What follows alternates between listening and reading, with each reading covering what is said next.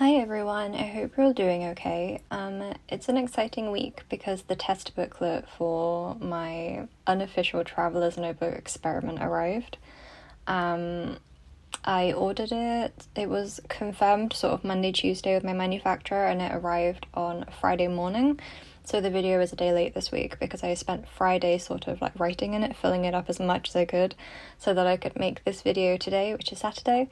So that I could show you it properly, I guess, like give you a good look at it. That being said, this is another journal with me video, so as always, you can listen to me if you want to listen to me, and if you don't want to listen to me, you can mute me and like find some background music. This is like a body doubling style video, so you can just put me on in the background while you're working.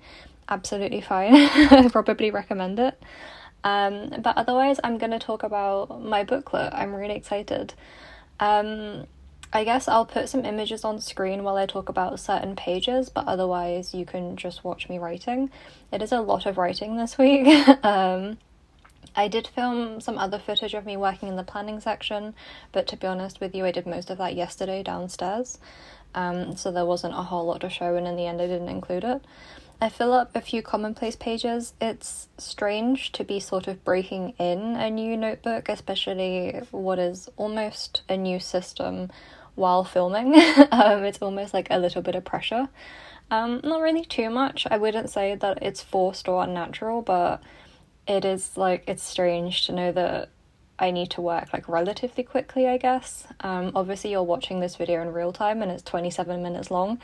So I don't work super fast, but it is, I think if I wasn't filming, I take a lot more natural pauses, I guess is the only thing. I take my time writing, whereas when I'm filming myself write, I sort of like really like write fast. And it can get a bit messy, and I also have to be careful that I don't accidentally duck my head into the camera frame. It's always really embarrassing when that happens, and I have to try and edit it out because it's a bit weird when my hair is just floating around in the corner of the screen. So I'm also sitting back further than I would if I was writing like naturally, I guess, which again is not necessarily a bad thing, because if you're someone who also sits at a desk writing in notebooks, you know that the goblin poses, the goblin hunch is real. And I can't do that when I'm filming, which is probably a good thing. Anyway, I filled up some pages for you so you could have a look at what the notebook would look like actually in use. I did all of this in 24 hours, so bear with me. These are the commonplace pages that I'm writing in right now. It's the same commonplace page that you'll have been used to have been seeing from my Filofax book. All the layouts in this book are kind of based on the stuff I learned while working in my Filofax book, which is really nice because I feel like this experiment has pulled from like so many different systems. It's kind of like if it is a conclusion, and I'm kind of hoping it will be, to like my great year of experimentation that I talked about last week, I think it's a really good conclusion. It's a really interesting like end product, or like further development, whatever it ends up being. I was thinking about it while I was working in this footage, and I realized that the page layouts are like almost reminiscent of when I was working in the field notes books, but the pages are just bigger. And I hadn't really noticed that before, so I think it's kind of interesting that I didn't realize, but when I was working in like the small size Filofax and now in this book, like I was pulling more from my time in the field notes than I realized, which is like, it's so wild, because when I moved into the Hobonichi Cousin, obviously I really liked that was A5, and then I jumped from that into the A5 Filofax. And before the Cousin, I had been in field notes, which I thought wasn't working. And I don't think the size was working. I think field notes are too small for me personally. Even though the fact that they're so pocketable is so like tempting, I don't think it works for me. I never feel like I have enough room. I always feel a bit cramped. So then when I moved into A5, I felt like that was such a big breakthrough. And then I went to the A5 Filofax, and then that was too big again. So then I went into the personal size, and that was working. And then I was tempted by this experiment. But all of that to say that what I didn't realize like that whole time, I guess, was kind of this notebook is somehow all of them combined, because it's not as big as A5, but it's as tall as A5, I think, if I'm remembering correctly. It's just slimmer, but then the fact that it's slimmer almost gives it a similar shape to the field notes and also to the personal file of facts. It's the same width as the personal file of facts, I think. It's like a couple of centimetres off.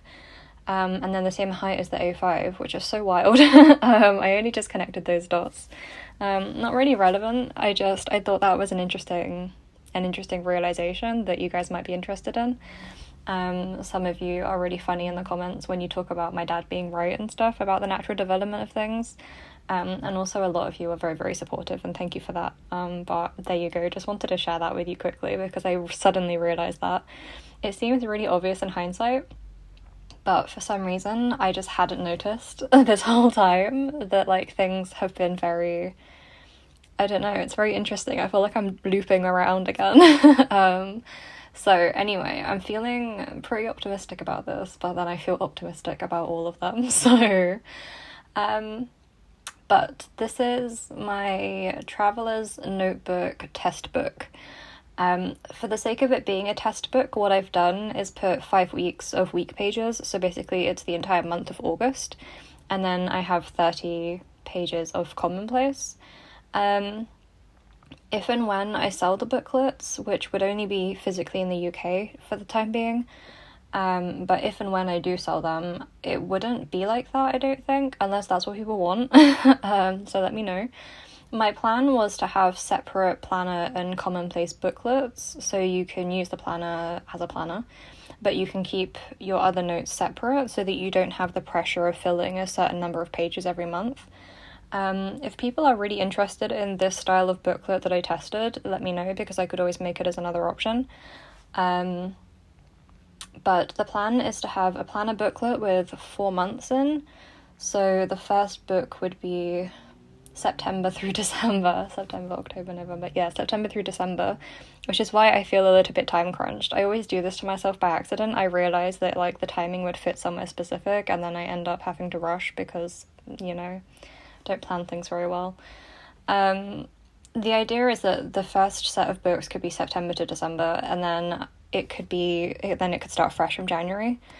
And it would be 3 books a year. God, 3 books a year. How many months are in a year? 12? 3? No, 4. 4? Yeah, 4, 8, 12. Okay. I think that's right.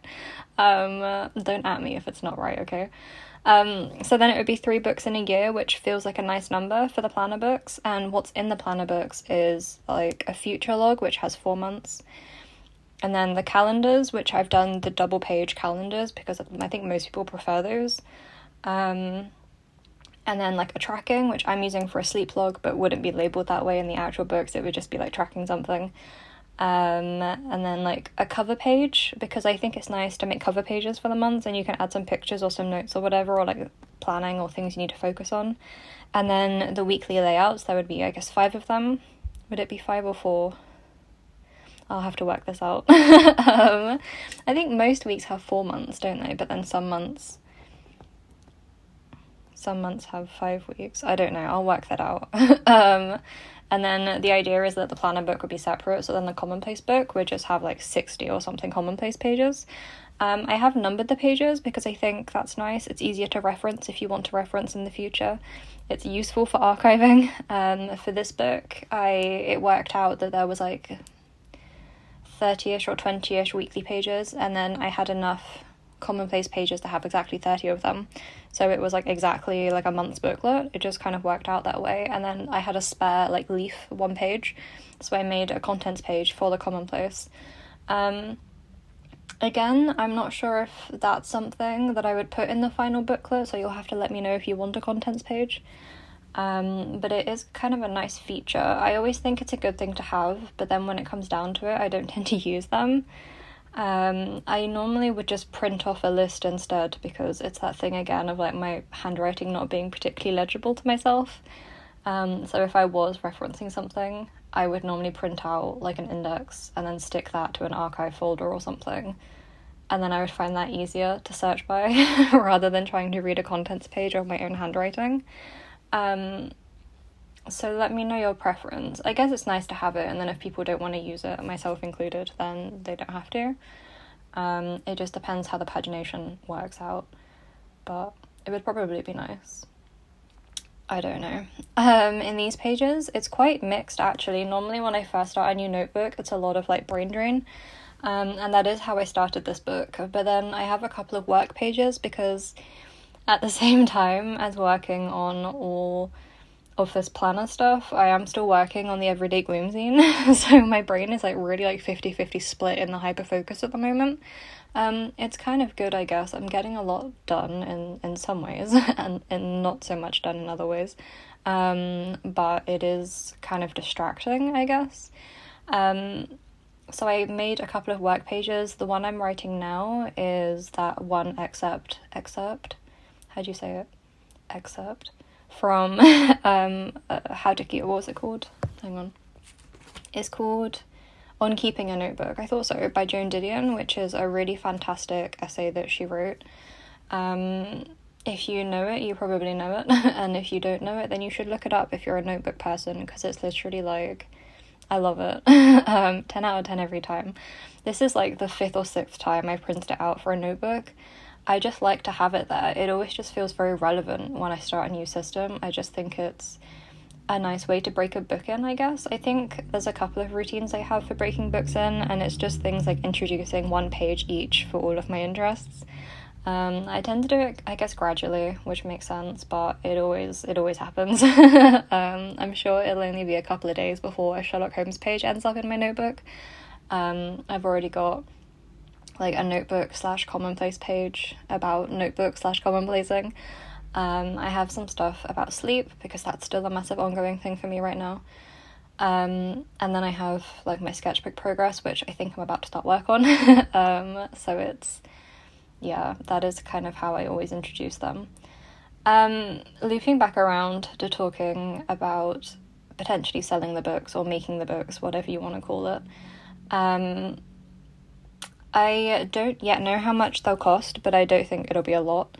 They're made of 100 GSM paper, and the paper is a stock that is unique to my manufacturer.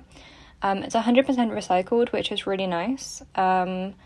It is bright white. It is not like an off-white, which I don't know how I feel about. I guess the thing with using Hobonichi and some other companies for so long is that you get very used to that off-white colour of paper. When I was talking to my manufacturer like this time last week about making a test book, I discovered that obviously, I mean, it wasn't new to me, but I discovered that my paper options were going to be very limited. Just because they only use their in-house stocks. They don't order other paper in, they only work with their house papers. And I think they make it all themselves, which is very cool, and the majority of their papers are like 100% recycled, which again, also very cool. That's why my ghost cards have such a lovely texture and why they're flecked. It's because all of the papers are recycled. Which is really nice because it means that if you were ever done with the books, you could just throw them in the recycling and they would be recycled if you took the staples out. So that's a nice feeling to know that they're very like low impact. But recycled paper does have some downsides. Obviously, if you're very, very used to things like Tomo River paper, very high quality paper, very smooth, very soft, recycled paper feels very different. And when I was working on my test sheets last week, I was nervous because my pen writes differently on this paper than it does on Tomo River and those kinds of papers. Obviously in my Filofax, I was using the Kikuyo paper, again, very soft, very smooth. My pen is like very inky on it, and in these notebooks that I'm making now, that is not really the case. I think it looks fine, it just takes some adjustment texture-wise. If you know what I mean when you're writing, and you get that feedback from the paper while you're writing. And I would say that this paper that I'm using now feels like kind of rough, kind of hard. Like to the touch, obviously, with your fingertips, it's very soft, it's nice, it's fine. It almost reminds me of sketchbook paper. If you're familiar with sketchbook paper, that's kind of the feeling, especially like the old sea white sketchbooks that you use in art school and at school generally, like those kinds of papers. It kind of feels like that, and I think that's because those sea white sketchbooks are also made of recycled paper.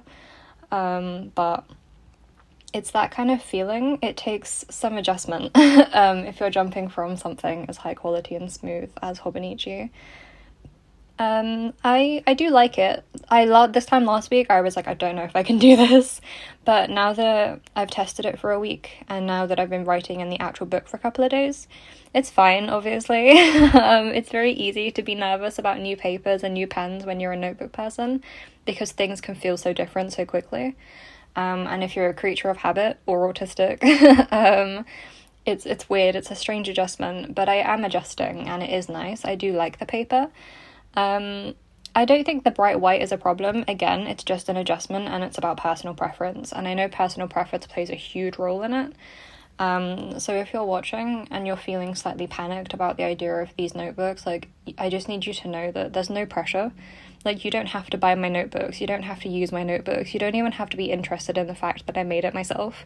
Like, just stick with whatever's working for you. Do you know what I mean? Like, I hope that you never feel pressured to keep jumping with me.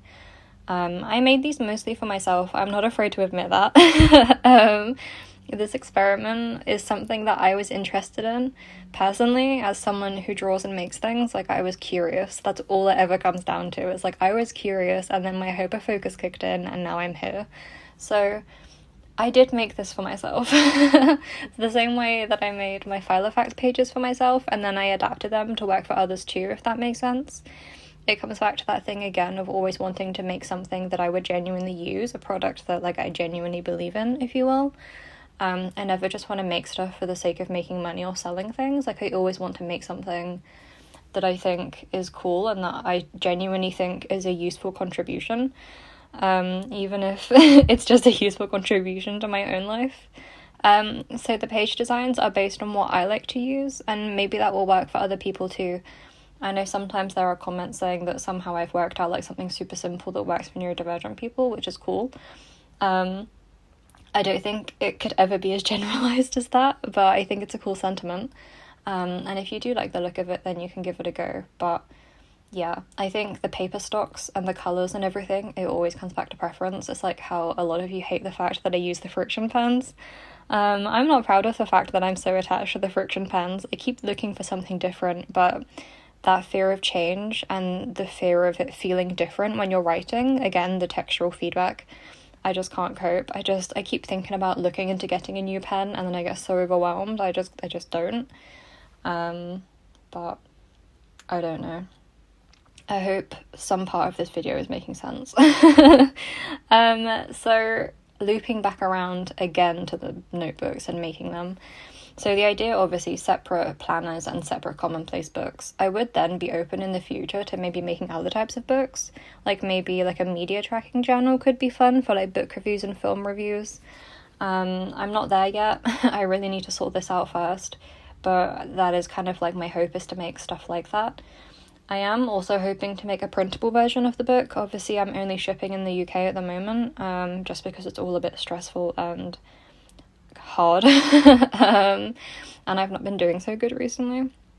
So just UK right now. But I will make a printable version like I did for my file of facts stuff. I see a lot of people on Instagram and Pinterest and stuff printing their own traveler's notebook inserts. I think that is a thing that some people do. So hopefully some of you internationally watching might be some of those people who do that. It is definitely a thing, but not something that I personally would want to commit to. Oh, I don't know if I mentioned this last week, but one of the major reasons I did panic about my file of facts in the end was the printing costs. So that is a big part of why I'm testing this experiment. Obviously, if I can order bulk books from a manufacturer, that's a lot cheaper than paying constantly for, like, an excessive use of printer ink at home. And that's part of why I find this particular experiment so exciting. It's one thing to be printing pictures for your notebook. It's another thing entirely to be printing the pages as well. Printer ink is, you know, it is what it is, so that's not ideal. That being said, I am very happy with the quality of this notebook from my manufacturer. I use Printwork. That's print.work. They're a UK-based manufacturer. They're based in Leeds up north, which is a big part of why I chose them. They're the manufacturers that I use for everything I do. My sticker sheets, my business cards, my ghost cards, everything, basically. So my first instinct was obviously to reach out to them and see if I could make something with them. and that's why I'm not so worried about the paper, because ideally I would like to work with a British manufacturer just because the shipping and the import costs otherwise are so difficult. And as someone with limited energy and money and space, not time, I guess, but I just find ordering products from abroad can be very difficult to navigate, and I don't have like the mental bandwidth to tackle it the majority of the time. Obviously you then have much longer waits as well before receiving products, and it's just quite difficult. So I'm working with a British manufacturer, which is nice, it's cool. They're a small business, so that's really nice.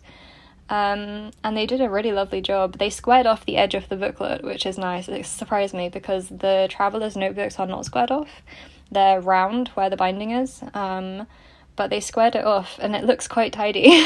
So if you do end up wanting to try it, you don't have to buy a traveler's cover if you don't want one. You could just keep it as a little pamphlet, like a little booklet, because the squared off edge is very neat. I like it a lot. The cover is a light grey. I'm not sure if I'll make the commonplace books a different colour. I think I'll probably keep everything light grey just for the consistency. And then people can decorate them how they want, which is what I see people do online, and what I will probably also do. So it's cute. The print quality is lovely. I have made sure that the grid this time is actually an accurate grid. I found a website that makes grids for you, and then you can download it as a PNG. So my grid is accurate now. Everyone can breathe a sigh of relief that the grid is actually like not freehanded. It is a mathematically accurate grid. And then obviously I've adapted my previous pages to fit these pages. The weekly page is cool. I will put a picture on screen and I will turn to it in my actual book so I can see it. It's cool. I did a few variations of this. I made a vertical one first, but I like having enough room to write in. The only problem with vertical weekly pages, when you have the long columns, is that I find your writing is quite restricted.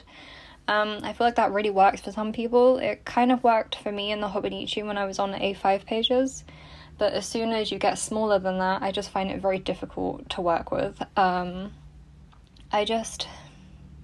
It's not even that I find it difficult to work with, I just feel like sometimes it's not very legible. So when I'm looking at my week in the vertical list and my tasks are broken up over like 4 or 5 lines, I feel like I can't see it properly. Which again, I feel like is probably one of those like preference things, or like your mileage may vary things. But I just find it quite hard to look back on. So I prefer to have a horizontal week, I think, which is honestly kind of a new discovery for me. What I did was make a horizontal week across 2 pages, and then there's like a column on the side for extra notes, because I do like to have extra notes. I do love to have a margin on all my pages to elaborate in. Big fan of a margin. So I added one to my weekly pages. I also have room for weather tracking, which is cute. I'm using the stamp pen still, still persevering with the stamp pens. And then I also made room to write like the month, the week number, what you want to focus on. And then on the other page, I have like watching, reading, listening, and self-care, which is kind of nice, I think. And then as well as having the margin on the side, there is a space at the bottom of the second page to put like tracking if you wanted to. I've just left it blank for now, but obviously you can draw in a grid tracker in there, and I think it's a good space for it. I made sure there's enough squares so it does fit. I haven't been doing weekly tracking recently. I think partly because I've been really distracted with all the stuff I'm like working on in my little goblin brain, but also because sometimes the stuff I'm tracking feels kind of redundant. A lot of them for me are like quite established basic self-care habits, things like practicing Welsh on Duolingo or taking my meds. Like, I don't always feel like I need to track them. I say that, but the last couple of nights I'm lying in bed and I can't remember if I took them or not, so I probably do need to track it. Same with my water intake. I was going to say that I usually drink water, but again, I haven't been, and now I'm suspicious. So there is room to add tracking in down there. I've also removed some of the harsh lines, so it's kind of borderless. Like, there's lines there as a guidance for the layout, but then the outer edges are not lined, if that makes sense. In my Filofax pages they were, and it was quite a harsh look. But for these pages, I wanted it to be more, like, slightly more minimal looking, I guess. So it's a much softer line. It's just the grid, and I think it looks better. I think it looks neater. It's kind of nice. I'm kind of a fan. I I have no idea if anything in this video has made sense, but I just wanted to tell you where I'm at. I'm not quite at the point where I can tell you when I'll be selling these or how much they'll cost or what it will all look like 100%. It's still kind of a work in progress. But hopefully this video gave you enough of an idea of where I'm at with it, and you got a good look at what the pages look like, at least the commonplace pages, and kind of like the potential they have, I guess. I don't know, I just turned the audio on and I started talking, and now I'm 25 minutes in and I don't know what I said. So obviously let me know in the comments if you have any questions. I'll make sure I keep on top of them this week. I'll make sure I answer them, but again, I'm not 100% sure yet on when I'm selling or how much they'll cost. I will make a digital option that you can print, and I'll work that out when the time comes. Any feedback is welcome. The booklet that my manufacturer made for me is staple bound, just like the traveler's notebooks are, so that's nice too. There is coming up a little flip through where I've put it in the traveler's cover with a traveler's notebook branded notebook, so you can see what it looks like. They're a very close match, so I'm hoping that the notebooks will work very nicely in existing systems if people are interested. And again, if you're not interested, that's absolutely fine. I'll just get them made for myself. For me, this is very satisfying. It's a very fun conclusion for myself. And I'm hoping this is going to work for me. On screen now, you can see my mood tracking. I thought that was really fun, and I'm just ticking it on the sides. And then this is the flip through, so you can see sort of how I've put it together. I had this black traveler's notebook cover in a drawer. I bought it when I was last trying the system, and then I never used it. Imagine when I found it last week, I was shook. So it looks very smooth at the moment. I customized it a little bit. And these are the pages. So that's the weekly pages, and they look quite full when they're filled, and it's nice. I quite like it. I've tried to like really maximize the use of space, but obviously you can fill it as much as you want, so it could look less intense, obviously, if you wanted it to, and you could decorate it too. There's enough room.